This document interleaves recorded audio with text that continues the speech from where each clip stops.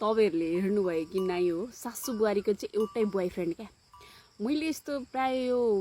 अर्को श्रीमती लगेको हराएको हेर्दैन हो तर यो चाहिँ मैले हेरेँ क्या मन लाएर यति मन लाएर हेरेँ किनकि म एकदम कन्फ्युज थिएँ कि सासु बुहारीको एउटै बोयफ्रेन्ड अन्त बुढा कहाँ दियो होला बुहारीको अन्त सासुको कहाँ गएको थियो होला भन्ने भएको थियो क्या मलाई एकदम त्यो खुलुट भयो थियो अनि कसरी चाहिँ सासु बुहारीको चाहिँ एउटै बोयफ्रेन्ड हुन्छ भन्ने थियो अनि त्यो कुरा चाहिँ मैले हेरेँ हो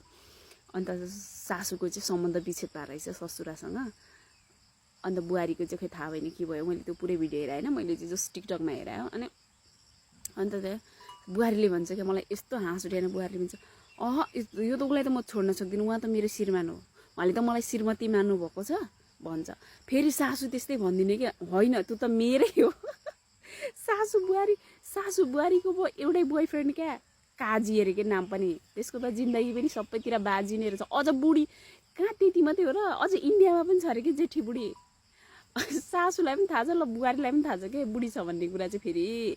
अन्त के हो कि यो काण्ड चाहिँ के आउनु पर्ने हो कि के चाहिँ हेर्नु पर्ने हो कि आहाले क्या